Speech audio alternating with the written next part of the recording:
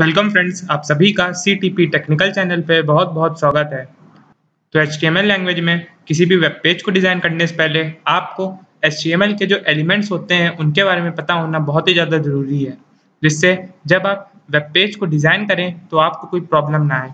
तो चलिए फ्रेंड्स, देखते हैं कि HTML लैंग्वेज में एलिमेंट्स क्या होते हैं, फिर उसके बाद हम लोग एक वेब पेज को भी डिज़ाइन करेंगे। तो चलिए फ्रेंड्स, वीडियो स्टार्ट करते हैं। तो जो HTML एलिमेंट होता है, ये एक इंडिविजुअल कंपोनेंट होता है किसी भी HTML डॉक्यूमेंट का। इंडिविजुअल कंपोनेंट जैसे HTML हो गया, बॉडी हो गया, हेड हो गया, टाइटल हो गया, मार्की हो गया, और ऐसे ही जो भी कंपोनेंट्स होते हैं जो कि हम लोग HTML डॉक्यूमेंट में यूज़ करते हैं, उन्हीं को हम लोग HTML एलिमेंट्स बोलते हैं। और जब इन कंपोनेंट्स में एंगल ब्रैकेट्स लग जाते हैं, जैसे ऐसे जब ये एंगल ब्रैकेट्स लग जाते हैं तब ये टैग बन जाते हैं। तो जो टैग और एलिमेंट्स के बीच जो मेन डिफरेंस होता है वो ये एंगल ब्रैकेट्स का ही होता है। तो जब HTML या बॉडी इंडिविजुअली लिखे हुए हैं तो ये एक एलिमेंट्स है, और जब इनमें एंगल ब्रैकेट्स लग जाता है तो ये टैग बन जाते हैं।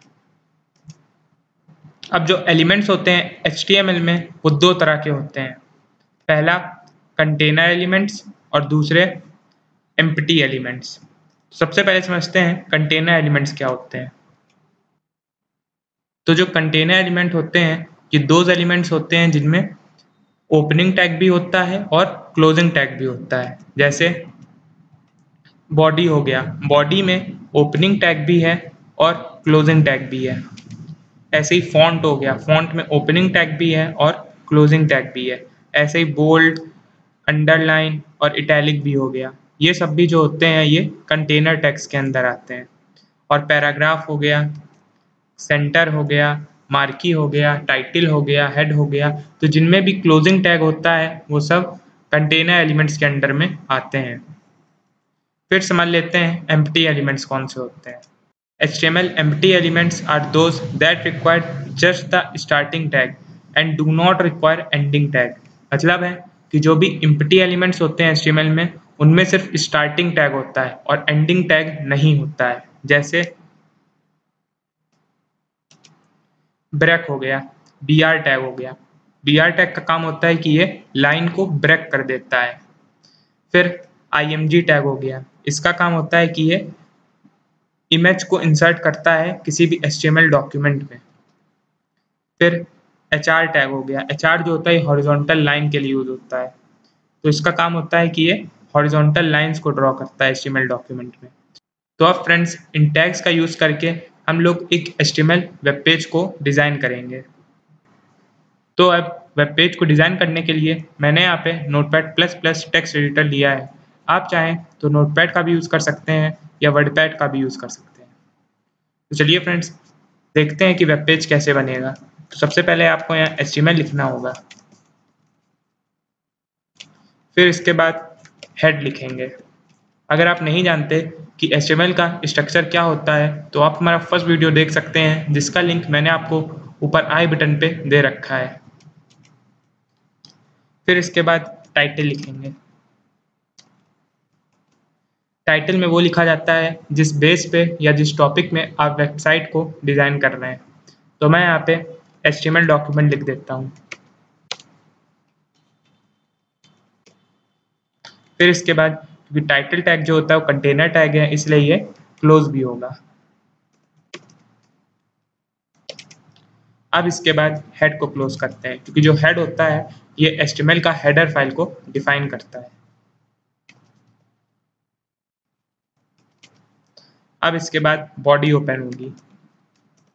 अब बॉडी के अंदर जो भी आपका कंटेंट है वो आप यहाँ लिख सकते हैं। अब आप यहाँ पे जो भी पैराग्राफ लिखना चाहते हैं वो आप यहाँ लिख सकते हैं। तो पैराग्राफ लिखने के लिए आपको P टैग का यूज़ करना पड़ेगा। फिर इसके बाद आप जो पैराग्राफ लिखना चाहते हैं वो आप यहाँ लिख सकते हैं। मैं एक सिंपल सा एक पैराग्राफ लिख देता हूँ। This is my first HTML document. अब फ्रेंड्स, क्योंकि जो पैराग्राफ है ये कंटेनर टैग है तो इसको क्लोज भी करना होगा। आप चाहें तो यहाँ पे पैराग्राफ टैग लगा भी सकते हैं या ना चाहें ना लगाइए। क्योंकि पैराग्राफ मेनली तब लगाया जाता है जब आपको बहुत बड़ा कोई पैराग्राफ लिखना है, लेकिन मैंने यहाँ पे जस्ट छोटा सा स्टेटमेंट लिखा है, तो मैं यहाँ पे पैराग्राफ टैग को हटा देता हूँ। मैं इस कंटेंट में जो भी मैंने आपको टैग्स बताए हैं उनका यूज़ करके दिखाता हूँ। तो सबसे पहले कंटेनर टैग्स में हम लोग यहाँ बोल्ड टैग्स को यूज़ करके दिखाते हैं। तो अगर आप यहाँ बोल्ड लगाते हैं, फिर आप यहाँ बोल्ड को क्लोज भी करेंगे, तो ये देखिए फ्रेंड्स, यहाँ पे बोल्ड टैग जो है वो लग गया। फिर इसके बाद इसी को मैं कॉपी कर लेता हूँ। फिर मैं इसी में अंडरलाइन को भी करके दिखा देता हूँ। तो यहाँ पे जो टेक्स्ट है वो अंडरलाइन हो जाएगा। फिर इसके बाद इसी में आप इटैलिक भी कर सकते हैं।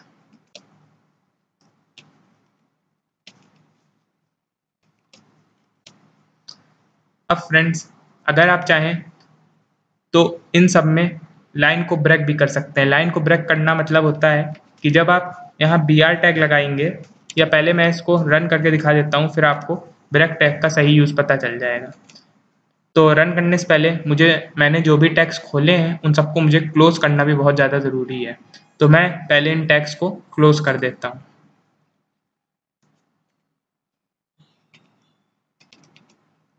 फिर इसके बाद HTML क्लोज हो जाएगा। तो अब फ्रेंड्स, मैं इस फाइल को किसी भी एक लोकेशन पे सेव कर लेता हूँ। मैं इस फाइल को डेस्कटॉप पे ही सेव करूँगा, first.html नाम से। तो ध्यान रखिए फ्रेंड्स, हमेशा आपको .html फॉर्मेट में ही किसी भी HTML डॉक्यूमेंट को सेव करना है। तो मैं अब इसे first.html नाम से सेव कर देता हूँ। तो जब आप डेस्कटॉप में आएंगे तो ये देखिए, जो मैंने first.html नाम से जो भी डॉक्यूमेंट सेव किया था वो बन के आ गया। तो मैं इसे जैसे ही ओपन करता हूँ,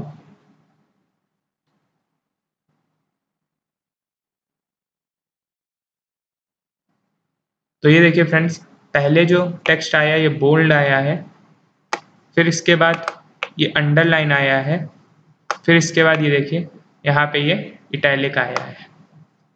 तो अब मैं आपको ब्रेक टैग का BR टैग का यूज़ करके दिखाता हूँ। अब अगर आप यहाँ मान लीजिए BR लगा देते हैं, मतलब ब्रेक द लाइन, तो यहाँ पे जो लाइन है ये ब्रेक हो जाएगी। तो अब कैसे लिख के आएगा, तो आप ये देख सकते हैं।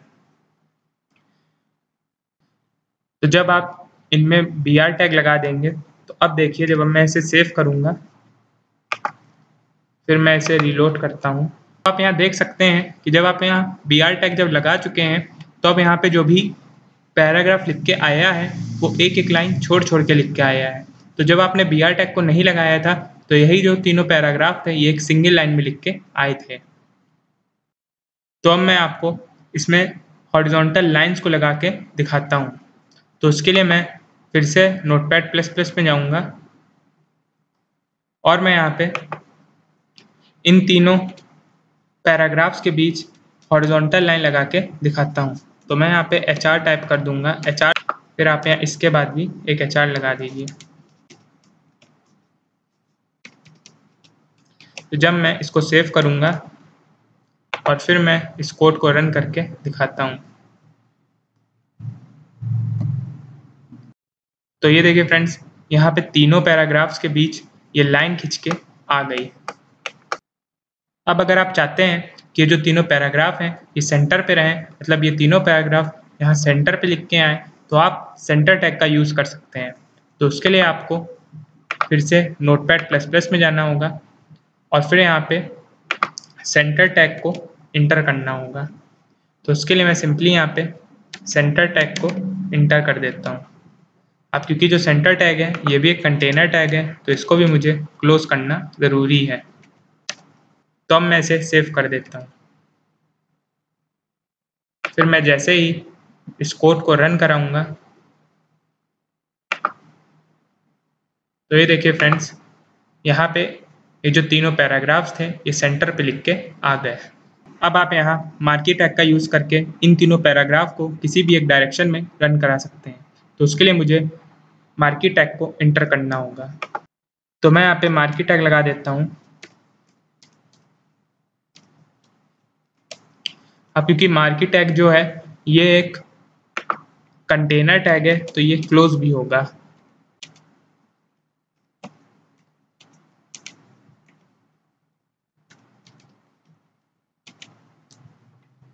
मैं इन तीनों पैराग्राफ्स पे मार्की टैग को लगा देता हूँ। तो ये देखिए फ्रेंड्स, मैंने मार्की टैग को तीनों पैराग्राफ में लगा दिया है। तो अब मैं इस कोड को सेव करके और इसे रन करके दिखाता हूँ।